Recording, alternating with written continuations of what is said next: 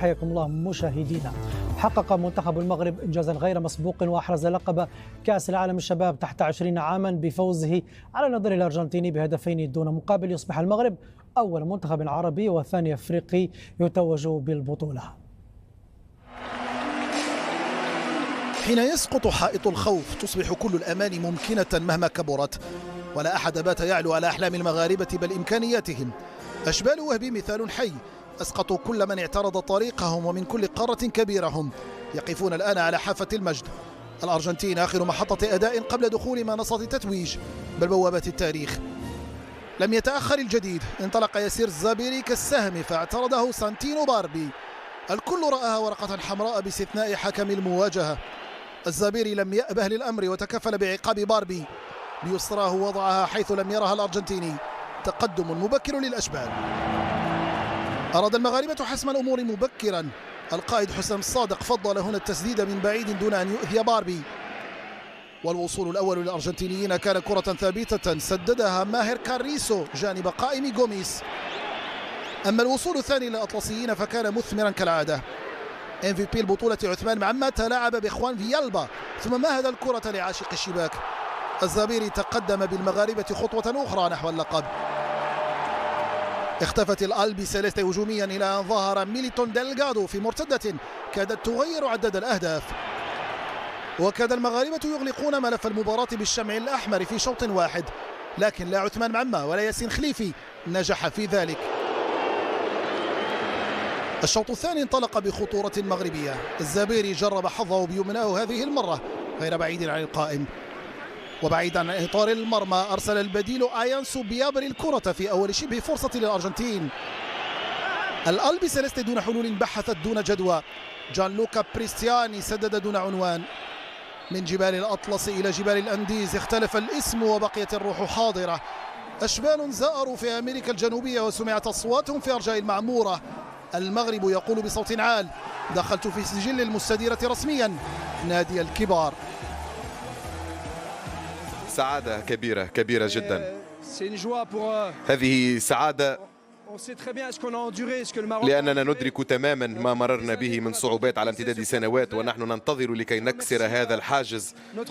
وأنا أشكر جلالة الملك محمد السادس نصره الله الذي مكننا من أن نعيش هذا الحلم في يومنا هذا منذ سنوات طويلة مع رؤيته لتطوير كرة القدم تماما لكي نقدم أكثر من كرة القدم. الهدف كان أن نقدم كذلك حافزا للشباب وللمجتمع لكي يؤمنوا بأحلامهم، أن لا يتوقفوا وأن لا يقولوا لأنفسهم بأن هذا أمر مستحيل. أول حاجة بسم الله كنشكروا الله سبحانه وتعالى على هذه النعمة اللي عطانا وعلى هذا لاكوب. الحمد لله أنا فرحان بزاف. والجمهور اش غنقول لكم، هو اللي كنجبنا عليكم كنتو باغينو حتى حنا كنا باغينو. الحمد لله ربي الحمد لله ما كيخيبش اللي كيخدم.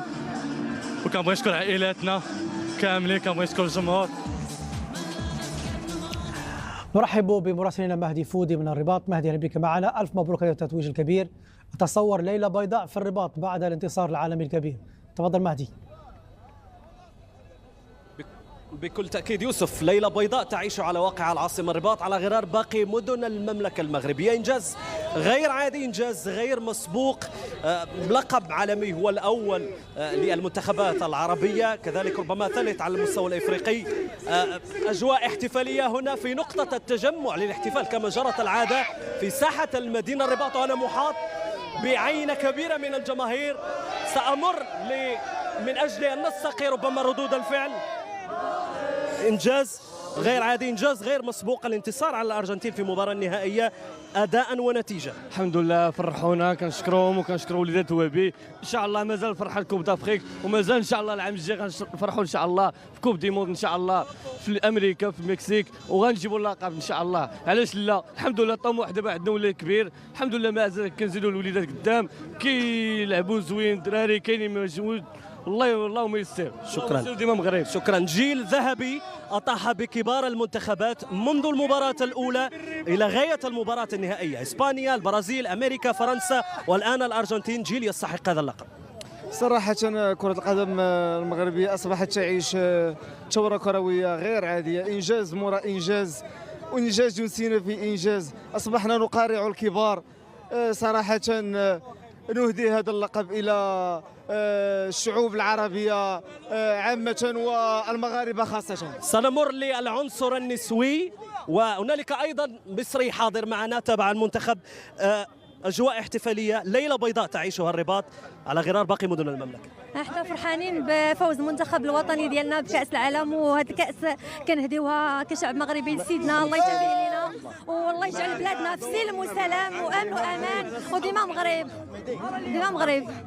ربما سأعود إليك يوسف، جماهير كبيرة، احتفالية عارمة وليلة بيضاء تعيشها الرباط. يوسف لفودي من الرباط، شكرا جزيلا لك مهدي.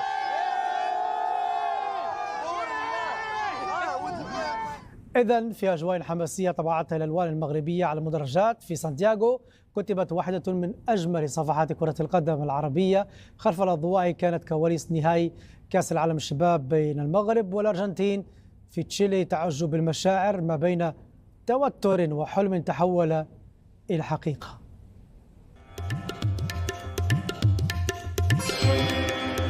إذا بدأت يومك بابتسامة فاعلم أنك ستكسر التوقعات،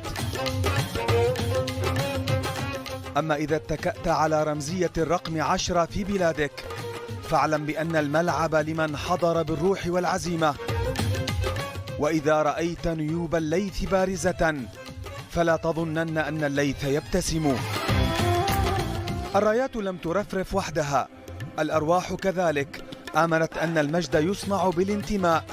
ليوث الأطلس لم يختبئوا وراء أحلامهم، بل أعلنوها صراحة: نريدها بألواننا وتريدنا. ومن قرب المسافة كان ياسر، لقد فعلها كالكبار ونثر السعادة من طنجة إلى الجويرة. الزابيري تجاهل ألقاب الأرجنتين ال5 وزأر ثانية، والرهبة حضرت. ومن حضر في تشيلي أخطر من في المغرب أننا على أعتاب الحلم. شمس الأرجنتين غابت لكن نجوم النهائي لم تغب عن سمائه. جرينتا أبناء المغرب حضرت بروح التكوين المحلي، الزهواني، الزابيري، الصادق وغيرهم. مواهب مغربية صقلت على أرضها وأينعت، وآن للعالمية أن تقطفها. من خرج حيا من مجموعة الموت تجاوز منتخبات من جل قارات العالم وتربع على عرشه للمرة الأولى في تاريخه. شباب المغرب ساروا على خطى رجالها، من صنعوا المجد في مونديال العرب في قطر وباتوا قدوة لناشئيها.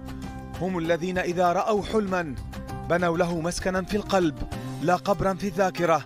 رفعوا سقف الأحلام، عانقوها، وأخبرونا بأن المغرب لا يحقق الإنجازات فقط، بل يصوغها بإيمان وصبر وحلم نطق به المغاربة، وما زال ديما مغرب.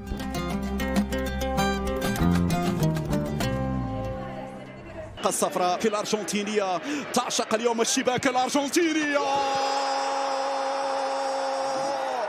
ياسر الزابيري، حكاية عشق مع الشباك، حب مغناطيسي مع الشباك، حكاية عشق مع الشباك. قلت مشاهدينا الكرام، هدف عالمي يا ياسر يا الزابيري. هكذا جاء الخبر السعيد بالضربة الأولى في الشباك الأرجنتينية. مدرجات ملعب سانتياغو يأتي الخبر السار بيسرى ساحرة. ما هذا الأداء، ما هذا الجمال، ما هذه اليسرى الساحرة. نعم، في الشباك الأرجنتينية على طريقة الكبار، على طريقة نيارا في الشباك منتخب المغربي. نعم، أي بداية، أي انطلاقة، أي هدف هذا يا ياسر يا الزابيري. نعم، من حقك أن تسعد لأنك تلعب النهائي، لأنك تلعب في المونديال، لأنك تسجل في مرمى منتخب الأرجنتين. سير سير سير يا عثمان، سير يا عثمان، امشي يا عثمان، العرضية وعثمان الزابيري. جول!